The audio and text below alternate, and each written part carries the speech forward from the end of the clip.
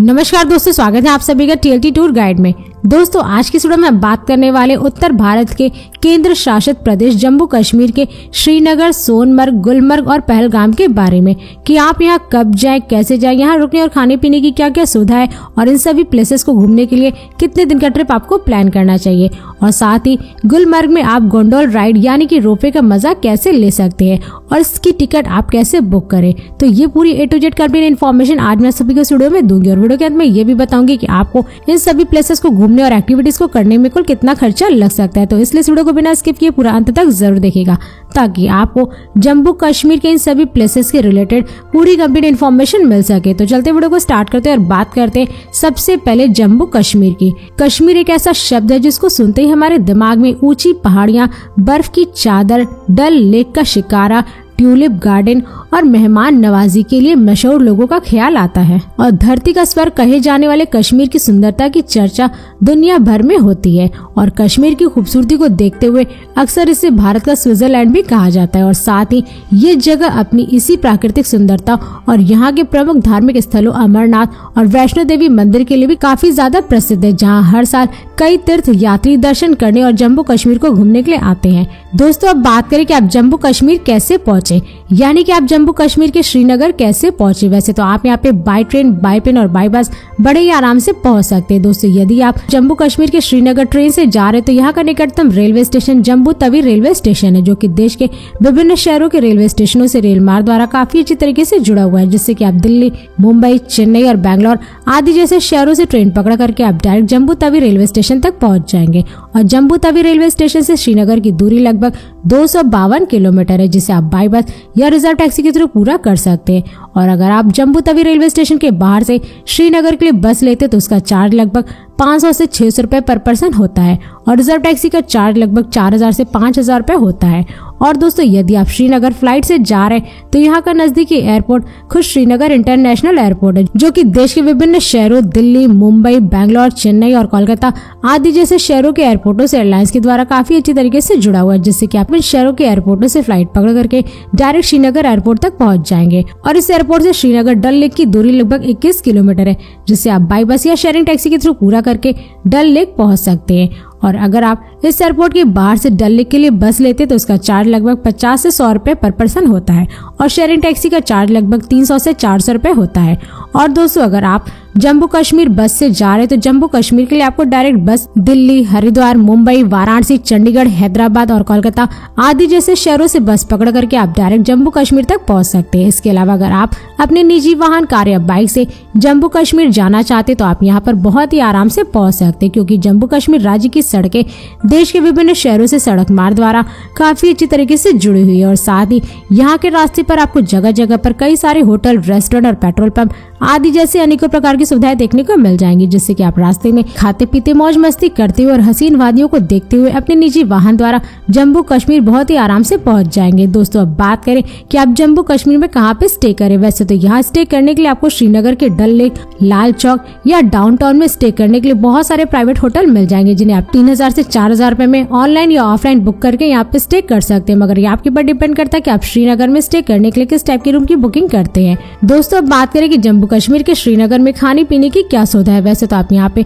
जहाँ भी स्टे किए वहीं पर आपको भोजन के लिए कश्मीरी व्यंजन मिल जाएगा, लेकिन अगर आप वहाँ पे खाना नहीं चाहते तो आप डल लेक, लाल चौक या डाउनटाउन के पास में बहुत सारे प्राइवेट होटल और रेस्टोरेंट भी देखने को मिल जाएंगे, जहाँ पर आप जा करके लगभग 200 से 300 रुपए में पर प्लेट भोजन कर सकते हैं। तो दोस्तों इस प्रकार डे 1 आपका कंप्लीट हो जाता है और फिर नेक्स्ट डे में आप निकल जाए कश्मीर के सबसे खूबसूरत प्लेस सोनमर्ग के लिए, जिसकी दूरी श्रीनगर के डल लेक से लगभग 80 किलोमीटर है, जिससे आप बस या निजी टैक्सी के थ्रू पूरा करके सोनमर्ग पहुंच जाएंगे। और डल लेक से सोनमर्ग तक बस का चार्ज लगभग 150 से 200 रुपए पर पर्सन होता है और निजी टैक्सी का लगभग 1500 से 2000 रुपए तक होता है। तो दोस्तों सोनमर्ग पहुंचने के बाद यदि आप सर्दियों के मौसम में गए हैं तो आप यहाँ पर rafting, outdoor activities, trekking, horse riding, camping, fishing और स्नो एक्टिविटीज का भी आनंद आप यहाँ पे ले सकते हैं। और यदि आप गर्मियों के मौसम में यहाँ पे जाते हैं तो आपको मई, जून, जुलाई में स्नोफॉल देखने को नहीं मिलता, क्योंकि इन महीनों के दौरान बर्फ पिघल गए होते हैं, जिससे कि आप यहाँ स्नोफॉल का आनंद नहीं ले पाएंगे।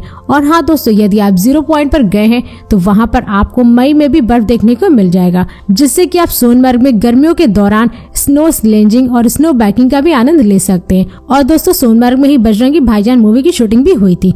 तो दोस्तों, इस प्रकार सोनमर्ग में आप इन सभी एक्टिविटीज को करने के बाद आप वापस शाम तक श्रीनगर अपने रूम में स्टे करिए।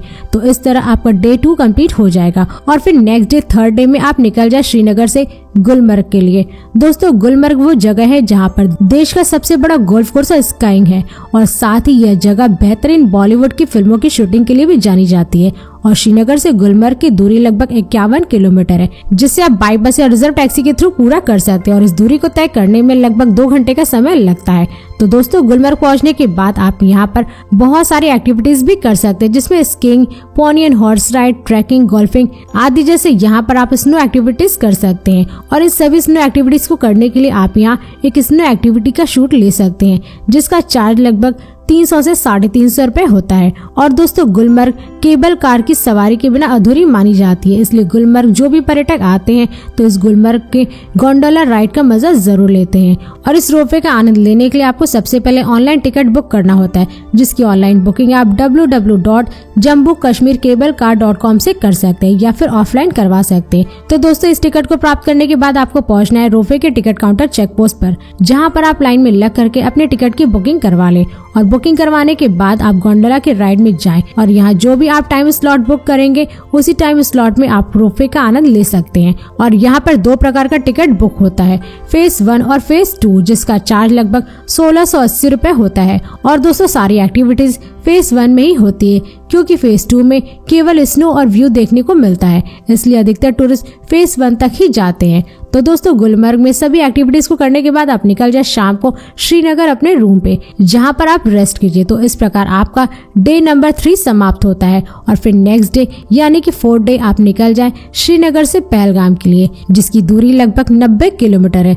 तो दोस्तों, पहलगाम पहुंचने के बाद आप यहाँ पर बहुत सारी एक्टिविटीज कर सकते हैं, जिसमें river rafting, trekking, golf, camping, horse riding और स्कीइंग आदि जैसे एक्टिविटीज आप यहाँ पे कर सकते हैं। और साथ ही दोस्तों, यहाँ पर घूमने के लिए फेमस 3 पॉइंट आते हैं, जिनमें अरू वैली, पहलगाम का मिनी स्विट्जरलैंड और बेताब वैली आता है। दोस्तों, यदि आप पहलगाम का मिनी स्विट्जरलैंड घूमते तो इसमें लगभग 7 से 8 पॉइंट होते हैं, जिसे आप घोड़े से कवर कर सकते हैं। अगर आप यहाँ 1 या 2 पॉइंट ही कवर करके वापस आते तो इसमें आपका कुल खर्चा लगभग 1000 से 1500 रुपए तक होता है। तो दोस्तों, इसे घूमने के बाद आप बेताब वैली भी घूम सकते हैं। यहाँ पर एंट्री टिकट लगभग 100 रुपए पर पर्सन होता है, और वही 6 से 12 साल के बच्चों का लगभग 50 रुपए होता है। और पहलगाम से लगभग 7 किलोमीटर की दूरी पर स्थित बेताब वैली, पहलगाम का नाम लोकप्रिय बॉलीवुड फिल्म बेताब से मिला है। और साथ ही बेताब घाटी न केवल अपने आश्चर्यजनक परिदृश्य के लिए बल्कि ट्रैकिंग बेस और कैंपेन स्थल के रूप में भी काफी ज्यादा प्रसिद्ध है। तो दोस्तों, बेताब वैली को घूमने के बाद आप अगले पॉइंट चंदनवाड़ी को भी घूम सकते हैं। दोस्तों, चंदनवाड़ी वो जगह है जहाँ से अमरनाथ की यात्रा का ट्रैक शुरू होता है, इसलिए आप यहाँ पर रुक करके चंदनवाड़ी का खूबसूरत व्यू पॉइंट देखिए, क्योंकि सर्दियों के मौसम में यहाँ का नजारा देखने में बेहद ही खूबसूरत लगता है। तो दोस्तों, इन सभी प्लेसेस को कवर करने के बाद आप अरू वैली को जरूर घूमें, जिसमें घूमने के लिए 4 से 5 पॉइंट होते हैं। और इन सभी पॉइंट को घूमने के लिए आपको यहाँ पर घोड़ा लेना होता है। और दोस्तों, ये सभी प्लेसेस को घूमने के बाद आपको 1 नाइट का स्टे यहीं पर बनाना होगा, क्योंकि ये सारे पर्यटन स्थल को कवर करने में शाम हो जाएगी। और इस तरह आपका डे नंबर 4 कंप्लीट हो जाएगा। फिर नेक्स्ट डे यानी कि 5th डे आप सुबह सुबह होटल से चेकआउट करने के बाद निकल जाए श्रीनगर के लिए।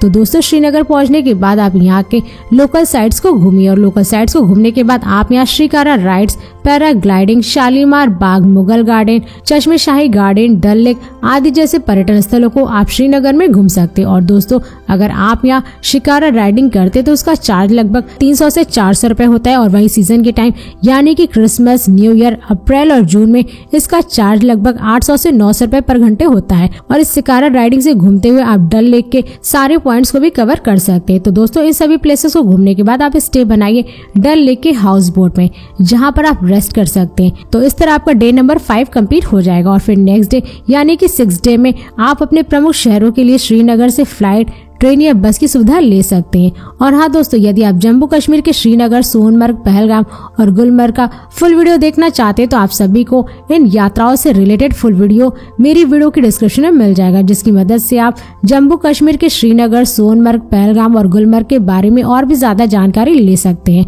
दोस्तों, अब बात करें कि आपको जम्मू कश्मीर के इन सभी प्लेसेस को कवर करने में कुल कितना खर्चा लग सकता है। वैसे तो अगर आप यहाँ पे 6 डे 5 नाइट का ट्रिप प्लान बनाते हैं तो उसमें आपका कुल खर्चा लगभग 28 से 30 हजार रुपए पर पर्सन लगता है। वहीं अगर आप 2 व्यक्ति हैं तो उसमें आपका कुल खर्चा लगभग 45 हजार से 50 हजार रुपए तक लग सकता है। मगर ये सारे खर्चे आपके ऊपर ही डिपेंड करते हैं, क्योंकि आप जम्मू कश्मीर में कहाँ कहाँ घूमेंगे, कौन कौन सी एक्टिविटीज करेंगे और जम्मू कश्मीर आप किस राज्य और शहर से जा रहे हैं, तो ये सारे खर्चे आपके ऊपर ही डिपेंड करते हैं। तो दोस्तों, इस वीडियो को यहीं पर समाप्त करते हैं और यदि ये वीडियो आप सभी को पसंद आई तो इस वीडियो को लाइक करें और चैनल को सब्सक्राइब जरूर करें। इसके साथ ही बेल आइकन जरूर दबाएं ताकि ऐसी मेरी नई नई वीडियोस आपके पास सबसे पहले पहुंचे। तो फिर मिलते हैं नेक्स्ट वीडियो में। धन्यवाद।